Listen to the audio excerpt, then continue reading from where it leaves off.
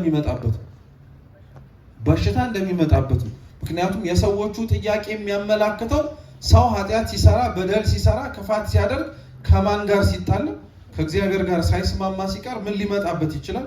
የጤና ችግር እክል ሊመጣበት ይችላል።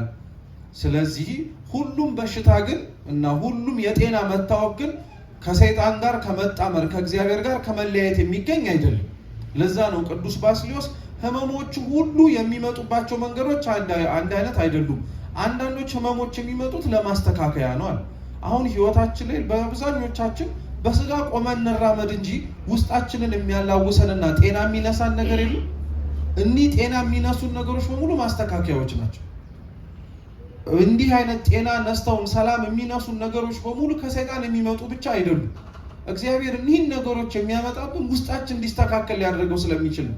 በህመም በበሽታ በጣም ብዙ የተስተካከሉ ሰዎች አሉ። በነገራችን ላይ ጤነኛ ሆነው ወይንም ደግሞ ጤና ኖሯቸው የሚቀጥሉ ሰዎች ሳይሆን ጤና ሳይኖራቸው ቀርቶ በጣም ለረጅም ጊዜ በተለያየ አይነት በደዌም በህመምም በበሽታ የተሰቃዩበት ጊዜ እግዚአብሔር ላይፈውሳቸው ፊቱን ያዞረበት ጊዜ አይደለም። ብዙዎች እንደዛ ብለን ስለምንረዳው እንጂ እግዚአብሔር ህመምን የሚልከው የመጀመሪያው እንድንስተካከል ስለሚፈልግ ነው። ሰውነቱ ለእግዚአብሔር የተመቸ እንዲሆን። ሁለተኛው ህመምን እግዚአብሔር የሚልከው ከማስተካከያነት ውጪ መስቀሉን መሸከም እንድንችል ነው። እስኪ መስቀሉን መሸከም በሉ። አዎ ለዛ ነው በነገራችን ላይ እኒህ ዛሬ አብረናቸው ጉባኤ ለማድረግ የተሰበሰብንባቸው ሰዎች በሙሉ ከነሱ በላይ እውነት ክርስቶስን የሚመስል ማን አለ? እውነተኛ ህመምን ስቃይን መስቀልን የተሸከሙ እኮ ናቸው እኒህ ሰዎች። እውነቴን እምላችሁ እኮ በእውነት እኛ የክርስቶስን መስቀል ለመሸከም የተጠራን፣ እነሱ ግን እውነት ተሸክመውት የምናያቸው ሰዎች ናቸው። የጌታ መስቀል የሚያስታውሰን በጣም መሰረታዊ ሁለት ነገሮችን። አንደኛው የጌታን መስቀል ስናይ ሁሌም ትዝ የሚለን የአምላካችን ህማሙ ጭንቁ ነው፣ የተቀበለው መከራ ነው። ስለዚህ አንድ ሰው በበሽታ ውስጥ በማለፍ ይህን ነገር አያየውም እንዴ? ያየዋል እኮ። ይሰቃያል፣ ይታመማል፣ ነፍስ ውጪ ነፍስ ግቢ እያለ ሞቱ እስኪፈጥንለት ድረስ ይለምናል። የፈጠረውን ፈጣሪ ነፍሴን አደራህን እያለ ይናገራል። ይህን አይነቱን ነገር እያለ እስከሚያርፍ ድረስ የሚቆይባት ጊዜ በነገራችን ላይ ህማሙን የሚሳተፍበት ወቅት ከክርስቶስ ህማም ጋር አብረው ክርስቲያኖች የሚያዩበት መንገድም ጭምር። ታስታውሱ ከሆነ አቡነ ኪሮስ የሚባሉ ጻድቅ ቤተክርስቲያናችን ውስጥ አሉ አይደለም? የእሳቸው ገድል ላይ ስንክሳራችንም ላይ የተጻፉ አንድ ጻድቅ አሉ። አባ ሚሳኤል ይባላሉ። በረከታቸው ለሁላችን ትድረስን።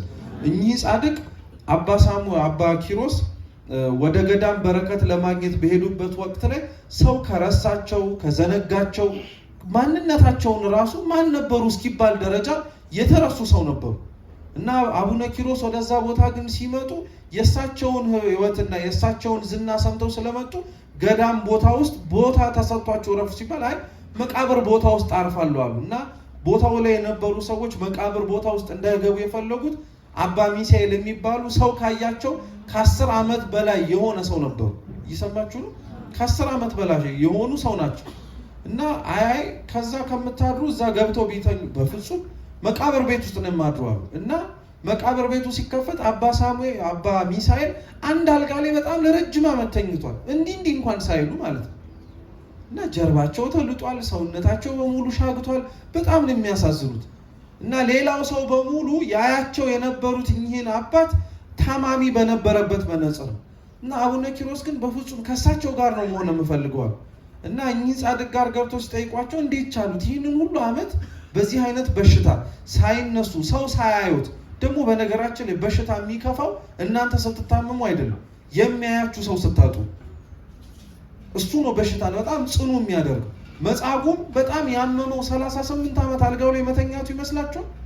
አይደለም እኮ ጌታ እንኳን ጠይቆት ልትድን ትወዳለህ ሲለው የነገረው የበሽታውን ርዝማኔ ሳይሆን ምን እንደሌለው ሰው እንደሌለው።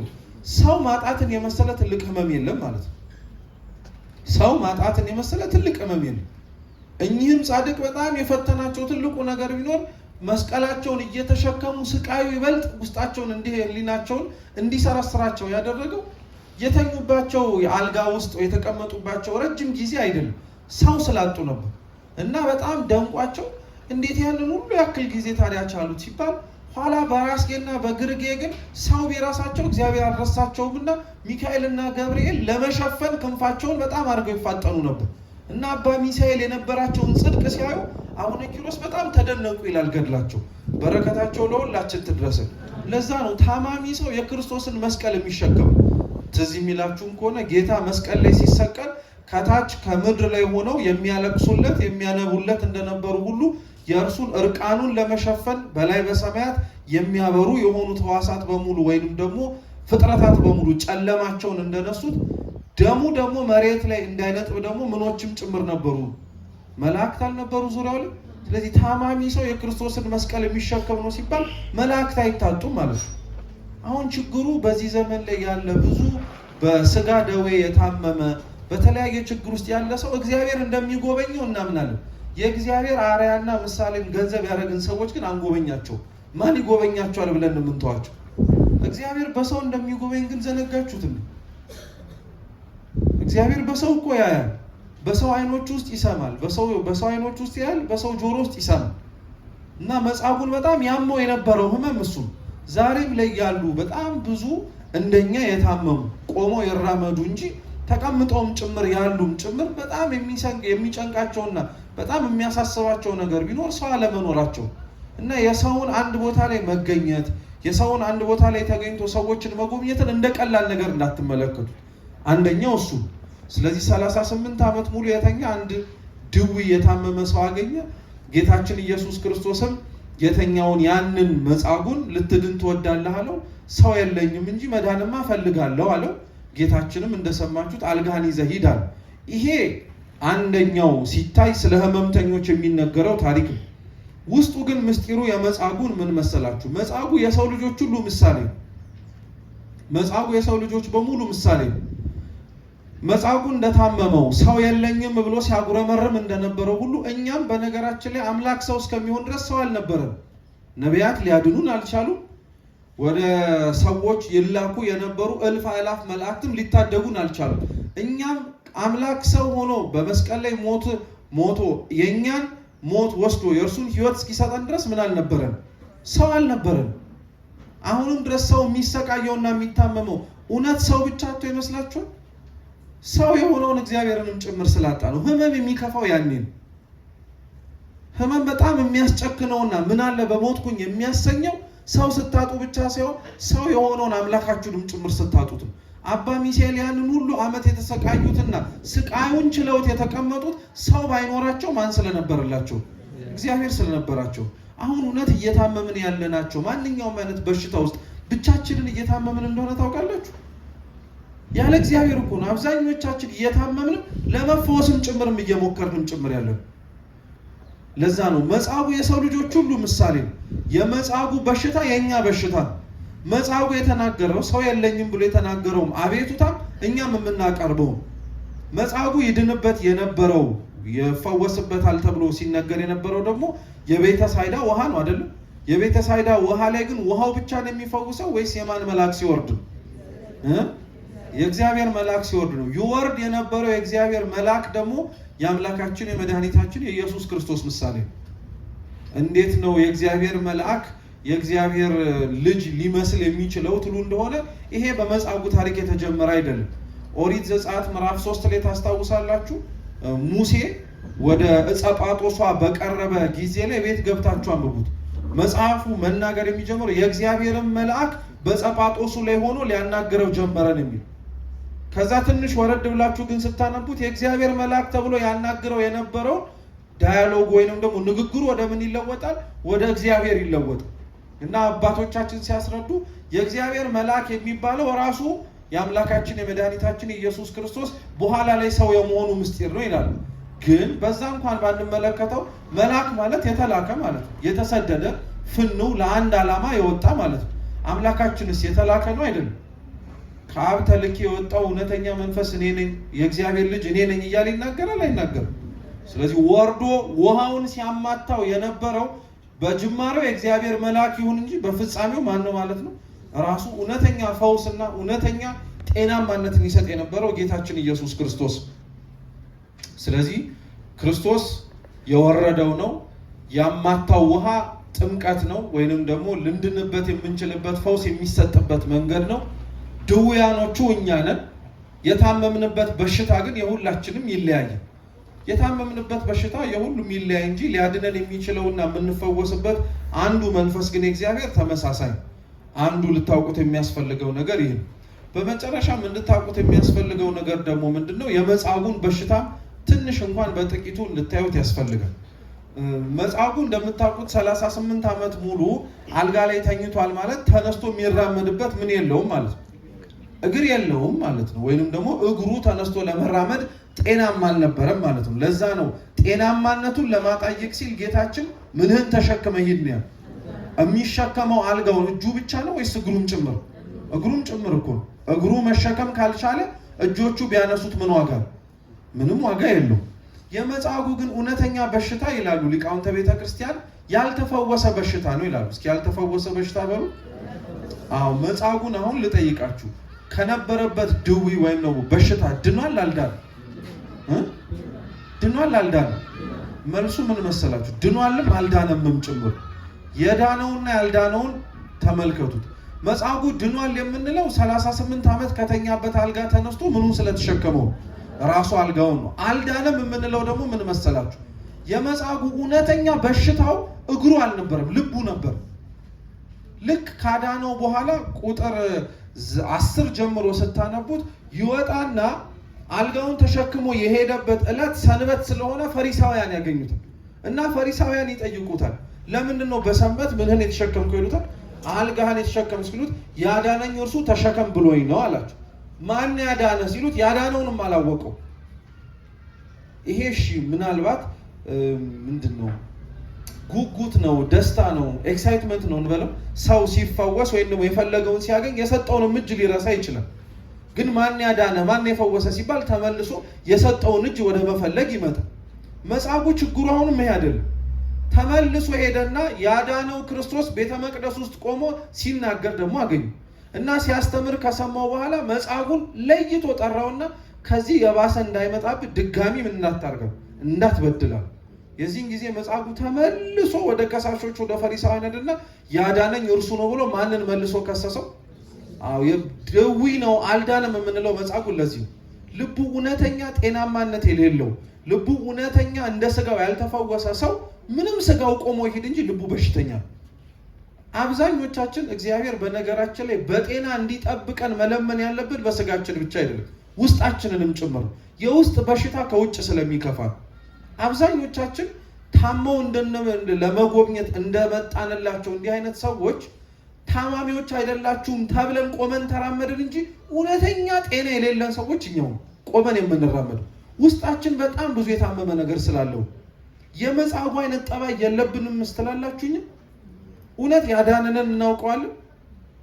ለዝማሬው ያዳነኝን አውቀዋለሁ እንላለን እንጂ እንዳይመስላችሁ በጣም ልባችን እኛ ያዳነውን እግዚአብሔርን ገና ወደ ማወቅ እየሄደ ነው። አብዛኞቻችንማ ጭራሽ አወቅነው መስሎን እውቀቱ ህይወትም ሆኖልን ይሁን አይሁን ፈጣሪ ወቀው ግን ዝም ብለን ተቀምጠን። መጻጉዕ ያልተፈወሰ በሽተኛ ነው፣ እንዲያውም ያገረሸበት። ኋላም ጌታችን ለፍርድ ቀርቦ ሰንበትን ሽረሃል ተብሎ ሲከሰስ እኮ ለመሻሩ ምስክር ሆኖ እሱም ሳያንሰው ሊቀ ካህኑን እንዴት አድርገህ እንዲህ ትናገራለህ ብሎ መልሶ በጥፊ መታው። ዑስማን ተፈውሰን በወጣንበት በእግዚአብሔር እጆች ተመልሰን ደግሞ የምንበጠብጠው እኛው አይደለን እንዴ? ያዳነንን የእግዚአብሔርን እጅ መልሰን የምንነክሰውና ዞር በልልኝ ብለን የምንገፋው እኛ አይደለን? ቆሞ መራመድ ጤነኝነት አይደለም። እውነተኛው የመጻጉዕ በሽታ የነበረው ሰው የለኝም ብሎ ሲናገርም የነበረው የሌላ ሊያድነው ወይ ወደ ባህሩ ወርውሮት ሊያስገባው የሚችለው ሰው ማጣት አይደለም። እውነተኛ የመጻጉዕ በሽታ የነበረው ውስጡ ጤናማ አልነበር እና አብዛኞቻችን ውስጣችን ጤናማ አይደለም። በጣም እግዚአብሔርን ላይመቸው የሚችሉ ብዙ ነገሮች አሉ። የመጻጉዕ እግዚአብሔርን ያልተመቸው ነገሩ ቢኖር ሄዶ መክሰሱ ነበረ። ለዛ ነው የበለጠውን አታድርግ ብሎ የነገረው። እኛ ራሳችንን ግን ተመልሰን ብናየው ለእግዚአብሔር በጣም ብዙ የማይመች የውስጥ ደዌ በሽተኞችን በጣም የውስጥ ደዌ ያለብን እንደው ለሕክምና ውጭ ወተን በሕክምና በተለያዩ ነገር ውስጣችንን እንመረምረዋለን እንጂ በእግዚአብሔር መነጽር አብዛኞቻችን አልተመረመርንም። ግን እውነትስ እንነጋገር ከተባለ ጤናማነትን አብዛኞቻችን መዝነን የምናልፈው ስጋችንን ብቻ አይደል እንዴ? ከምናያቸው ሰዎች አንፃር ቢያንስ እንኳን እኮ ብለን የምንናገረው ልክ የተጎዳ ሰው ስናይ የኛን መቆም ተመልክተን፣ ግን ወንጌል እንደሚናገረው ማንም የቆመ ቢመስለው ምን እንዳያርግ እንዲጠነቀቅ እንዲያወድቅ ነው። አብዛኞቻችን እንዳንወድቅ የምንጠነቀቅ ብቻ ሳይሆን የወደቅንም ጭምር በደንብ አድርገን ለዘመናት የታመምን። የመጻጉዕ 38 ዓመት መታመም ይገርምሃል እንዴ? አንተ 40 ዓመት ሆኖ አይደል? 50 ዓመት የሞላው በሽተኛ የለም እንደዚህ ውስጥ ቆሞ ይራመድ እንጂ የተኛበትን ውስጣዊ የሆነውን ደዌውን መሸከም ያቃተው ማለት ነው። በቃ እድሜያችሁን ከመጻጉዕ ጋር እያነጻጸራችሁ ለመጻጉዕ ከንፈር አትምጠጡ፣ ለራሳችሁ ምጠጡ። ለመጻጉዕ እንደምታዙት ለራሳችሁ ዘኑ። መጻጉዕማ ድኖ፣ መጻጉዕማ አልጋውን ተሸክሞ፣ መጻጉዕማ ክፉ የሆነውን ነገር በሙሉ አደረገ ብለን እናልፋለን። ከክፋት አሁንም ያልበረድን አልጋችንን ያሸከመንን እግዚአብሔርን እንዲያውም አልጋውን መሸከም ራሱ ተአምር መደረጉ ራሱ የከበደን ሰዎች አይደል? እንደው እኛ ራሱ መጻጉዕ ብንሆን በእርግጠኝነት ባይሆንም ከኛ መካከል አንዳንዶች ግን አይታጡም። አልጋህን ተሸከም ሲባል እሱ እንዲሸከምለት የሚፈልግ ጌታው እንዲሸከምለት ማለት ነው። እግዚአብሔር እኮ የፈወሳችሁን ነገር መስክሩ የሚለው እንዳደረገው እንድትነግሩለት ለዓለም እንድታሳዩለት እኮ አይደለም። የእናንተን ደና መሆን አይተው ደና ያልሆኑ ሰዎች እግዚአብሔር እንደሚያድን እንደሚፈውስ አምነው እንዲመጡ። እኛ እኮ መመስከርም አንፈልግም። ታውቃላችሁ እግዚአብሔር ስላደረገው ነገር የትዕቢታችንና የራስ መተማመናችን ልክ እግዚአብሔር ያደረገውን ነገር መጨረሻ ላይ እኛ እንዳደረግነው አድርገን የምናወራው። ለምናችሁበት፣ አልቅሳችሁበት፣ ደም እንባ ፈሳችሁበት ልክ ሲሆን ጥሬ ነበረ እኮ ያው እንደሌላው ባይሆንም ትንሽ የሆነ ነገር አድርጌ ነው እንጂ እግዚአብሔር አረገው ለማለት አንደበታችን የሚተሳሰብ አረገውም ያለን ሰዎች በትንሹም ቢሆን የኛንም ሱታፌ እንናገራለን። ያው እግዚአብሔር አርጎታል፣ እኔም ደግሞ ከኔ የሚጠበቅብኝን ምን አመጣው? እግዚአብሔር አረገው ማለት ራሱ ደስ አይል? እሱ ነው የፈጸመው ማለት ደስ አይል? በውስጥ አዋቂነት እኮ ያንተ ማድረግ የሚጠበቅብህን መሆን እኮ ያለ ነገር እኮ። ግን እኛ እውነት ከኛ የሚጠበቅብንን የምናወራው ተጠብቆብን አደረግን ብለን ለመናገር ነው ወይስ እንዳደረግን ሰዎች አውቀው ከፍ እንዲያደርጉን ፍላጎት ኖሮ ነው? እርሱ ነው ይሄ። እግዚአብሔር አልጋችንን የሚያሸክምን እውነቴን እንገራችሁ እኛን ከናልጋችን መሸከም ከብዶት አይደለም። እውነት ከነበሽታችን የተሸከመን አቁሞ የምንሸከመውንም አልጋ ይዘን መያዝ ከብዶት ይመስላችኋል? አይደለም። አልጋችሁን እንድትሸከሙ የሚፈልገው እግዚአብሔር ምን ያክል ብርቱ እንደነበረ ደዌውን እንድታውቁት። የመጻጉዕ አልጋ እንዲያውም አበው ሲናገሩ ብረት ነው የለ የሚሉት እና ምን ያክል ጉልበቱ እንደጸና ለማጠየቅ እኮ ነው። ከበሽታ እግዚአብሔር ሲያላቅቅ ይህ በሽታ ነበረብኝ እኮ ብለህ ስታወራ እንድትናገርም ጭምር የሚፈልገው ምስክርነት ሰጥተህ ይህንን ያደረገልኝ እንድትል የሚፈልገው እግዚአብሔር ለዚህ ነው። ድንቅ እንዳደረገልህ እንድታውቀው ይፈልጋል። ግን እንዳልኳችሁ መጻጉዕ አይነት የሆነ ጠባይ ያለን ሰዎች በውስጥ የታመምን ለዘመናት የተሰቃየን ስለሆነ የኛ ኮምፕሌን ወይንም ደግሞ የኛ ንግግር እስካሁን ድረስ ያው ተመሳሳይ ነው። እንደ መጻጉዕ አሁን ከእግዚአብሔር ፊት እስቆምን እኛስ ሰው የለንም ብለን አናውቅም? ለምንድን ነው እንዲህ ያልሆናችሁት? ለምንድን ነው እንደዚህ? እኔ እኮ ሰው የለኝም እንላለን። ሰው የለኝም በነገራችን ላይ የሚያሳዝን ንግግር ብቻ ይሄ የብሶት ንግግርን ብቻ አይደለም። እየሰማችሁ ነው? ሰው የለኝም ብሎ መጻጉዕ ሲናገር ያሳዝናል አይደል? ሰው ቢኖረው ኖሮ ምን ያደርገዋል ብሎ ስለሚታሰብ። ግን የመጻጉዕ ሰው የለኝም የምትለዋን ንግግር ደግሞ ቅዱስ ዮሐንስ አፈወርቅ እዩት፣ ይሄን ግብስ ደግሞ ይለው ያድነኛል ብለህ ተስፋ አድርገህ ጸበል ዳር 38 ዓመት የተኛው ሰው ጠብቀህ ነበር እንዴ ይላል ቅዱስ ዮሐንስ አፈወርቅ። ጠብቀህ የተኛው የነበረው ማን ያድነኛል ብለህ አያችሁት? መጻጉዕ ሰው የለኝም ማለቱ ቢኖረኝ ኖሮ 38 ዓመት ሙሉ ምን አላረግም እንደማለት ነው። አሁን እኛ ከብዙ ነገሮቻችን ወደ ኋላ የቀረ ነው ምን ስለሌለን አትበሏት እንጂ እዚህ ሰው ስለሌላችሁ። ሰው ቢኖረኝ ኖሮ እኮ አሁን ሀብት ነበረኝ፣ ሰው ቢኖረኝ እኮ የሆነ ጥሩ ዘመን ላይ ያለ የሆነ ሰው ባቅ ኖሮ እኮ የሆነ ቦታ ደርስ ነበር ብለን አናውቅም? እናውቃለን። ስለዚህ የታመንነው እግዚአብሔርን ሳይሆን ማንም ጭምር ሰውን ነው ማለት። ስለዚህ መጻጉዕ በሽተኞች ነን እኛም ማለት። ሰው የለኝም ማለት እሱ እኮ ነው። ሰው ላይ አትታመኑ ክርስቲያኖች። እውነተኛ መታመኛ እግዚአብሔር። ስትጸልዩ ብትችሉ ሁሌም ዘወትር ቅድመ እግዚአብሔር ስትቆሙ መታመኔን እስኪ በሉ አምላኬ ሆይ በአንተ አድርገው። አዎ ሰው መታመን ያለበት በእግዚአብሔር ነው፣ በሰው አይደለም። ሰው ላይ የታመነ ሰው እንደ መጻጉ ነው። 38 አይደለም እስካሁን እስከኖርንበት ጊዜ ላይ እንዲሁ ከበሽታችን ጋር እንዘልቃለን። ልክ ሰው መታመን አቁመን እውነትም ሰው አልጠብቅምም ሰው የለኝምም አንተ ብቻ ነው ያለኝ ያላችሁት ጊዜ ላይ ግን አልጋህንም ምንህንም አሸክሞ በሰላም ያሰናብታል እግዚአብሔር። ሁላችንን ካለብን ደዌ በሰላም ለመሰናበት አምላካችን ይርዳን ይፍቀድልን።